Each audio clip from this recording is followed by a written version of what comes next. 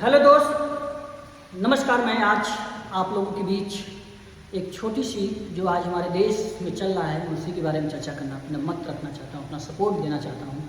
मैं ज़्यादा नहीं कहूँगा, लेकिन सपोर्ट अपना यहीं से आप लोग भी इसी तरीके से छोटे छोटे वीडियो के माध्यम से आप लोग सपोर्ट करिए।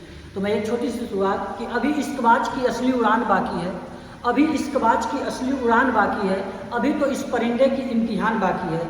अभी अभी मैंने लांघा है इस समुंदर को, अभी अभी मैंने लांघा है इस समुंदर को, अभी तो पूरा आसमान बाकी है, अभी तो पूरा आसमान बाकी है। तो मेरे दोस्त, मैं इसी के साथ आप लोग के साथ एक अपनी बात को मत को रखने की बात करता हूँ। मैं एक शिक्षा एजुकेशन क्षेत्र से जुड़ा हूँ, इसलिए मैं अपनी बात को रखने का प्रयास करता हूँ। कितना आप लोग मेरी बात से सहमत होंगे ये मुझे नहीं पता, लेकिन तो मैं एक देश के नागरिक होने के नाते मैं जरूर ये सवाल एक तानाशाह सरकार से पूछना चाहता हूँ। सरकार किसी की भी होती है, हर सरकार में कमियाँ और अच्छाइयाँ होती हैं। कभी मैं जीवन में कभी भी किसी चीज़ को मैं इतने दिन से वीडियो शूट करता हूँ, कुछ एडिट कर डालता हूँ, लेकिन कभी मैं किसी सरकार को लेके चाहे पक्ष की हो चाहे विपक्ष की हो, जो भी है, मैं कभी कभी किसी भी सरकार को टिप्पणी नहीं करता हूँ मेरे दोस्त। लेकिन मैं आज बात ये आ गया है कि मुझे एक चीज़ कहना पड़ रहा है कि जैसे सोनम वांगचुक जी ने, दीप्के जी CGPA के फाउंडर्स, और उन्होंने इतनी किसके लिए, बच्चों के लिए तपस्या कर रहा है। अभी मैं फील्ड में हूँ, मैं जुड़ा हूँ, मैं पढ़ाता लिखाता हूँ, तो इसलिए मैं आज भी मैं ये चीज़ मेरे जहन से एक आवाज़ आ रही थी कि अगर आज मैं गलत का भी सपोर्ट किया तो मैं अपने को माफ़ कभी नहीं कर पाऊँगा। तो गलत को गलत कहने की ताकत होनी चाहिए, तभी आप देश के नागरिक हैं, वरना आप मुर्दे के समान हैं।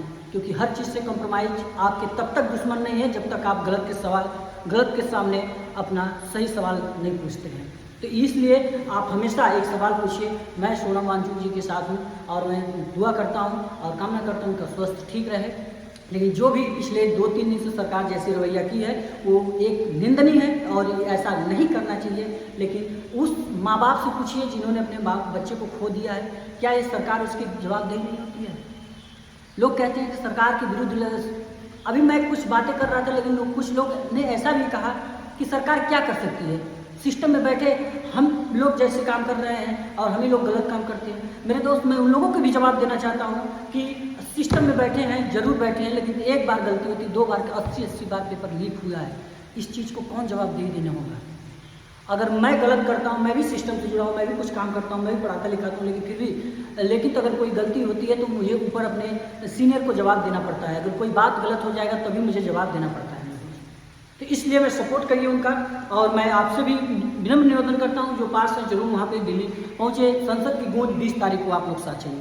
तो इसी के साथ मैं अपनी बात को भी रखना चाहूँगा, कुछ और भी बातें ऐड करूँगा इसमें। मेरे दोस्त, दूसरी चीज़ कि उस माँ बाप से कभी पूछिए ना।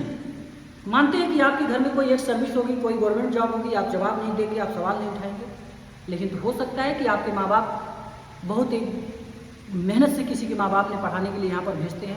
गरीबी स्थिति में बहुत से बच्चे पढ़ते हैं और जब पेपर लीक होता है और पेपर लीक होने के बाद पता चलता है कि उनकी एक जो सपना था, 3 साल 2 साल की मेहनत थी, वो टूट चुका है। उसका जवाबदेही कौन होगा? फिर बच्चे अपने सामने माँ बाप से सवाल का जवाब उनका अलग रहता है और पूछते हैं बेटा क्या होगा, कुछ तो करना पड़ेगा।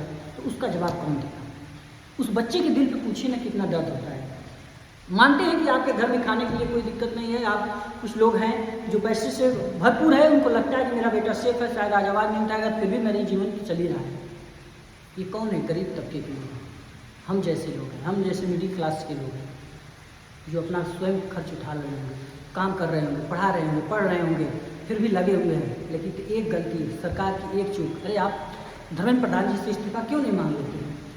लोग पूछते हैं क्या इस्तीफा देने से सुधर जाएगा सिस्टम? नहीं सुधरेगा, लेकिन फिर भी जो आएगा उसको एक डर रहेगा कि हम आगे अगर इसी प्रकार से काम करेंगे तो उसका जवाब देना हमारा कर्तव्य है।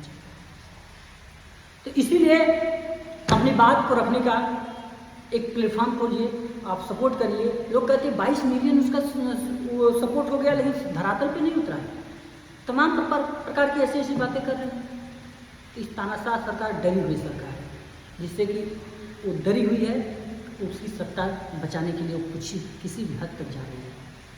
मैं किसी सरकार को कभी नहीं कोसता था, लेकिन जब बात एजुकेशन सिस्टम की आएगी, जब बात हमारे शिक्षा की आएगी, जब बात हमारे बच्चों के भविष्य की बात आएगी, तो देश के लिए हित की आवाज़ उठाने के लिए मैं खड़ा हूँ। चाहे किसी की गवर्नमेंट हो, चाहे हमसे उससे मतलब नहीं, लेकिन अगर सिस्टम से अगर खिलवाड़ होगा तो उसका जवाब ये जनता देगी आपको, क्योंकि जनता से सरकार बनी हुई है, किसी से नहीं, उनके बाप की बकौती नहीं है किसी की। इसीलिए मैं आपसे भी अनुरोध करता हूँ कि आप अपना सपोर्ट अपने बच्चों से, अपने बच्चों के भविष्य के बारे में इस चीज़ को सोचिए ना। क्या आपके बच्चे जिस चीज़ की पढ़ाई कर रहे हैं, क्या वो चीज़ धरातल पर मेहनत कर रहे हैं, क्या उनको फल मिल रहा है उस चीज़ का? 10 लाख, 15 लाख, 20 लाख, 50 लाख रुपये में बिक जा रही है सीटें, क्या मतलब है? जो बच्चा कोटा पटना है, इससे बैठ के अपना साल 2 साल एक सपना देख रहा है। सोनम वांगचुक जी का मैंने बात सुन रहा था, उन्होंने क्या सिस्टम बदल तो नहीं जाएगा, लेकिन तो क्या वो जो सिस्टम में आएंगे वो आपके बच्चे का इलाज करेंगे, बिल्डिंग बनाएंगे, क्या वो सही बना पाएंगे? कभी नहीं ऐसा हो सकता मेरे दोस्त। तो इसलिए हम उनका सपोर्ट करते हैं, खुलकर आज मंच से बोल रहा हूँ, और गलत है जो भी हो रहा है, गलत हो रहा है, और सभी लोग एकजुट होकर एक आवाज़ उठाइए, इस तानाशाह सरकार से सवाल करिए, डरिए मत। सत्य कभी भी पराजित नहीं होता है, परेशान जरूर होता है लेकिन पराजित नहीं होता है। तो इसीलिए मैं आप सभी लोगों से अनुरोध करता हूँ, मैं खुद एक छोटा ही सही अध्यापक होने के नाते मेरी ये दायित्व बनता था कि ये सवाल उठाना और पूछना जरूरी है। नीट जैसे पेपर के साथ साथ कई ऐसे एग्जाम हैं जो पेपर लीक होता है, गवर्नमेंट अपने अनुसार ही चलाती है, अपने अनुसार करती है, सब कुछ कहीं ना कहीं बीच में आपका सिस्टम से सब कुछ खेल होता है। अगर एक एक लोग को हटाने का प्रयास करेंगे, सबके अंदर जब तक कोई चीज़ का डर नहीं होता है तब तक इंसान कोई चीज़ काम नहीं करता। उस बच्चे से पूछिए ना जो इलाहाबाद, कोटा, पटना जैसे जगहों पे अपनी एक 8x8 के कमरे में अपनी ज़िंदगी से जूझ रहा होता, अपनी जवानी की पूरी उम्र खपा दे रहा है, और उसको ये बात पता चलता है कि मेरा पेपर लीक हो रहा है, मेरे पेपर में सिस्टम के साथ धोखाधड़ी हो रहा है, तो उसके बीच उस बच्चे से क्या बीतता होगा? उसके माँ बाप ने यही सोचता हो कि बेटा मेरा पढ़ाई नहीं कर रहा होगा, पंथी कर रहा होगा। जो गलत करते होंगे उसको गलत का परिणाम उसको जरूर होगा। तो चलिए इसी के साथ मैं अपनी वीडियो को समाप्त करता हूँ। मेरे दोस्त कैसा रहा, आप लोग अपना जरूर सपोर्ट करेंगे, और जो भी रहेगा कमेंट बॉक्स में जरूर करिएगा। ज़्यादा से ज़्यादा इस वीडियो को अपने दोस्तों यारों तक पहुँचाइए, ताकि हम अपनी आवाज़ को एक सबकी आवाज़ एक बुलंद करके एक आवाज़ बन जाएं, सबका साथ के साथ एक आवाज़ बन जाएं, और धर्मेंद्र प्रधान जी का इस्तीफा लेकर हम लोग रहेंगे, चाहे कुछ भी हो जाए। उनको इस्तीफा देने से क्या दिक्कत है? गलत है सिस्टम, एक बार आपको देख लिया गया, दूसरी बार भी वही चीज़, तो कम से कम आप सिस्टम नहीं संभाल पाते, हट जाइए कोशिश। मुझे अगर इस बोर्ड पे अगर पढ़ाना नहीं आ रहा है तो मेरे कलम उठाने से क्या फ़ायदा है? बच्चे हमारे संतुष्ट नहीं हो तो उसमें हमारी कमियां हैं, उसको सुधारना हमारा काम है, उसको पढ़ाना मेरा काम है, तो क्यों नहीं हम कर सकते हैं?